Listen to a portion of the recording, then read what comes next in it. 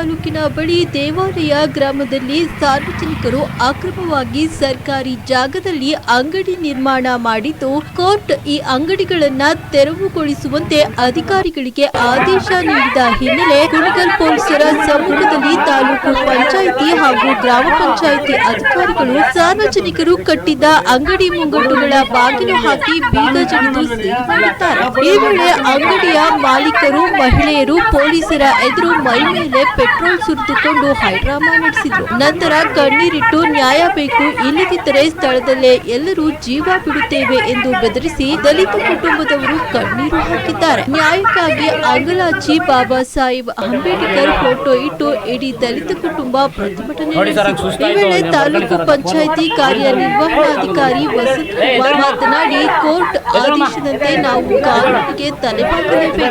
ಕಾನೂನಾತ್ಮಕವಾಗಿ ಕೆಲಸ ಮಾಡಲು ನಮಗೆ ಅವಕಾಶ ನೀಡಿ.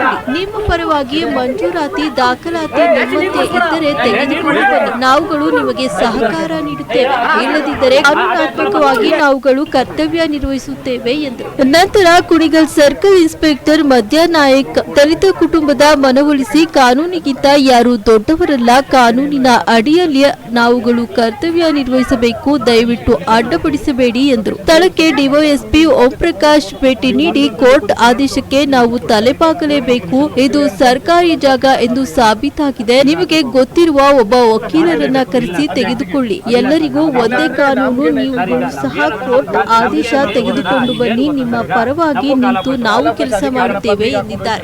ನಂತರ ಅಧಿಕಾರಿಗಳು ಬಾಗಿಲು ಹಾಕುವ ವೇಳೆ ಮಹಿಳಾ ಪೊಲೀಸರು ಮತ್ತು ತಾಲೂಕು ಪಂಚಾಯಿತಿ ಅಧಿಕಾರಿಗಳಿಗೆ ದಲಿತ ಕುಟುಂಬದವರು ನಾವು ಯಾವುದೇ ಕಾರಣಕ್ಕೂ ಅಂಗಡಿ ಮುಚ್ಚುವುದಕ್ಕೆ ಬಿಡುವುದಿಲ್ಲ, ನಮ್ಮ ಜೀವನಕ್ಕೆ ಇರುವುದು ಇದು ಒಂದೇ ದಾರಿ, ಅದನ್ನ ಕಿತ್ತುಕೊಂಡರೆ ನಾವು ಎಲ್ಲಿ ಹೋಗಿ ಜೀವನ ಮಾಡಬೇಕು ಎಂದು ಕಣ್ಣೀರಿಟ್ಟಿದ್ದಾರೆ. ನಂತರ ದಲಿತ ಕುಟುಂಬದವರಿಗೂ ಮತ್ತು ಅಧಿಕಾರಿಗಳಿಗೆ ಮಾತಿಗೆ ಮಾತು ಬೆಳೆದು ಮಧ್ಯಪ್ರವೇಶಿಸಿದ ಪೊಲೀಸರು ಪರಿಸ್ಥಿತಿಯನ್ನ ನಿಯಂತ್ರಣಕ್ಕೆ ತಂದಿದ್ದಾರೆ. ನೊಂದ ದಲಿತ ಕುಟುಂಬದವರು ನಮ್ಮ ಮೇಲೆ ದೌರ್ಜನ್ಯ ಮಾಡುವುದು ಸರಿಯಲ್ಲ. 1952ರಲ್ಲಿ ಅಂದಿನ ಡಿಸಿ ಮತ್ತು ಎಸಿಯವರು ಮನೆ ಕಟ್ಟಿಕೊಳ್ಳಲು ಆದೇಶ ಮಾಡಿದ್ದಾರೆ. ಅದರಂತೆ ನಾವು ಕಟ್ಟಿಕೊಂಡು ಜೀವನ ಮಾಡುತ್ತಿದ್ದೇವೆ. ತೊಂದರೆ ನೀಡುತ್ತಿರುವುದು ಸರಿಯಲ್ಲ ಎಂದಿದ್ದಾರೆ. ನಂತರ ತಾಲೂಕು ಪಂಚಾಯಿತಿ ಅಧಿಕಾರಿಗಳ ಮೇಲೆ ಎಸ್ಸಿ ಎಸ್ಟಿ ದೌರ್ಜನ್ಯ ಕಾಯ್ದೆ ಪ್ರಕರಣ ದಾಖಲಿಸುತ್ತೇವೆ ಎಂದು ನೊಂದ ದಲಿತ ಕುಟುಂಬಗಳು ಆಕ್ರೋಶ ಹೊರಹಾಕಿದ್ದಾರೆ.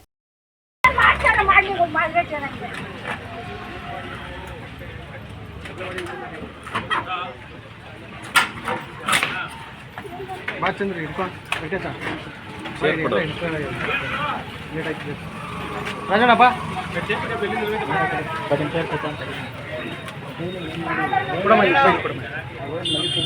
ರಾಜಣ್ಣ ರಾಜಣ್ಣ ಟೇಪ್ ತಗೊಂಡ್ರಿ, ಇಲ್ಲಿ ಟೇಪ್ ಹಿಡ್ಕೊ.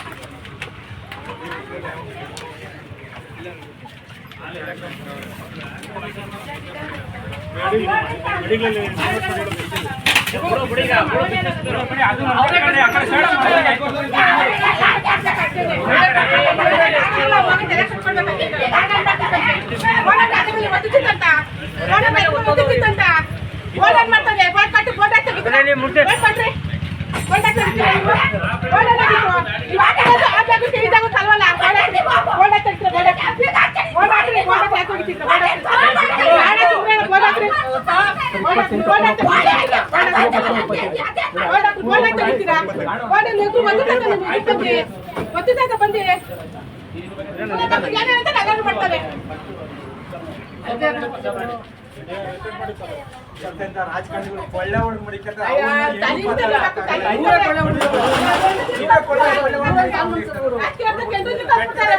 ಸಾವಿರ ಎಕರೆ 400 ಎಕರೆ ಇಲ್ಲ,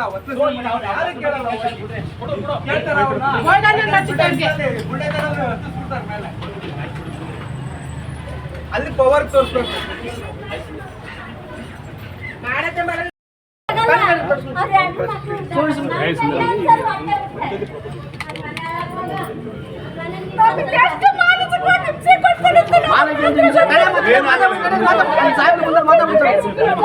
ಕಾನೂನಲ್ಲಿ ಅವಕಾಶಗಳಿದೆ.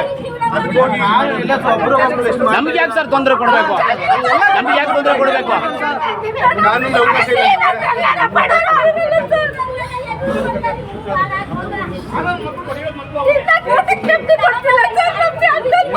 1951-52 ಮಂಜೂರಾತಿ ಯಾರು ಡಿಸಿಎಸ್ ಅವರು ಮಂಜೂರಾತಿ ಮಾಡಿದ್ದಾರೆ ಸರ್.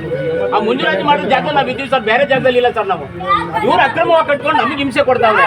ಅಕ್ರಮವಾಗಿ ಕಟ್ಟಿರ್ತಕ್ಕಂಥ ಬೇರೆ ಜಾಗದಲ್ಲೆಲ್ಲ ಕಟ್ಕೊಂಡವ್ರು ಸರ್, ಬೇರೆ ಜಾಗದಲ್ಲಿ ಕಟ್ಟಿರ್ತಕ್ಕಂಥ ಅವ್ರನ್ನ ಡೆಮೊಲೇಷನ್ ಮಾಡಿಸ್ತಾ ಇಲ್ಲ, ನಮಗೆ ಮಾಡಿ ಇವ್ರು ಮಾದಿಯವರು ಅನ್ನೋ ಉದ್ದೇಶಪೂರ್ವಕವಾಗಿ ನಮಗೆ ತೊಂದರೆ ಕೊಡ್ತಾವ್ರು ಸರ್.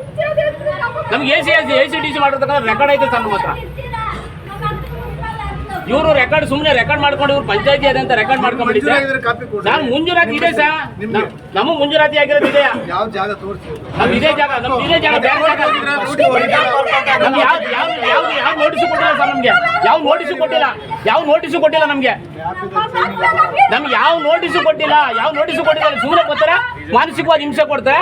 ಯಾರು ಬೇರೆ ಕಟ್ಟಿರ್ತಾನೆ ಅಕ್ರಮ ಕಟ್ಟಿರ್ತಕ್ಕಂಥ ಜಾಗನ ಬಿಡಿಸ್ತಾ ಇಲ್ಲ, ನಮ್ದು ಒಬ್ಬರದೇ ಜಾಗನ ಬಿಡಿಸಾಕ ಇದ್ ಮಾಡಿ. ಟ್ರಾಫಿಕ್ ಎಷ್ಟು ಸಮಸ್ಯೆ ಆಯ್ತಲ್ಲ ಗೊತ್ತಾ? ಶನಿವಾರ ಬಂದ್ರೆ ಕೋಳಿ ಅಂಗಡಿಗಳಿಗೆಲ್ಲ ಕೊಟ್ಟಾರೆ, ಅಂತವ್ನ ತೆರವು ಮಾಡಿಸಿ ಅಂತ ಹೇಳ್ತಲ್ಲ. ಬರೀ ಮಾದಿರು ದಲಿತರನ್ನ ಉದ್ದೇಶಪೂರ್ವಕವಾಗಿ ತೊಂದರೆ ಕೊಡ್ತಾವ್ರೆ. ನಾವೇನ್ ಗೊತ್ತಾಗಿಲ್ವಾ ಸರ್? ಬರೀ ಬಲ್ಲಾಡ್ರೆ ಬದುಕ್ಬೇಕಾ ಇಲ್ಲಿ? ನ್ಯಾಯ ಅಂದ್ರೆ ಎಂತ ನ್ಯಾಯ ಕೊಡ್ತೀರಾ? ನೀವೇ ನಮ್ಗೆ ನ್ಯಾಯ ಕೊಡಿಸ್ಬೇಕೀಗ. ಸರ್ ನೀವೇ ನಮ್ಗೆ ನ್ಯಾಯ ಕೊಡಿ. ನಾವೇ ಕಟ್ಟಿರ್ತಕ್ಕಂಥ ಜಾಗನ ಯಾರು ಕಟ್ಟಿದವ್ರೆ? ಫುಲ್ ಟ್ರಾಫಿಕ್ ಆಯ್ತದೆ ರೋಡ್ ಅಲ್ಲಿ. ಎಷ್ಟು ಆಕ್ಸಿಡೆಂಟ್ಗಳು ಆಯ್ತಾವ ಇವತ್ತು. ಗಮನ ಹರಿಸ್ತಾ ಇಲ್ಲ. ದಲಿತರು ಕಟ್ಕೊಬಿಟ್ರು ಅವ್ರನ್ನೇನಾದ್ರು ಮಾಡಿ ತುಳಿಬೇಕು. ಮಾದಿರ್ ಮುಂದೆ ಬರಂಗಿಲ್ಲ ಅನ್ನೋ ಅವಶ್ಯಕತೆ ಹೇಳಿ. ಈಗ ಕೋರ್ಟ್ ಅಲ್ಲಿ ಆರ್ಡರ್ ಇದ್ರೆ ನಾವೇನ್ ಮಾಡಕ್ಕಾಗಲ್ಲ.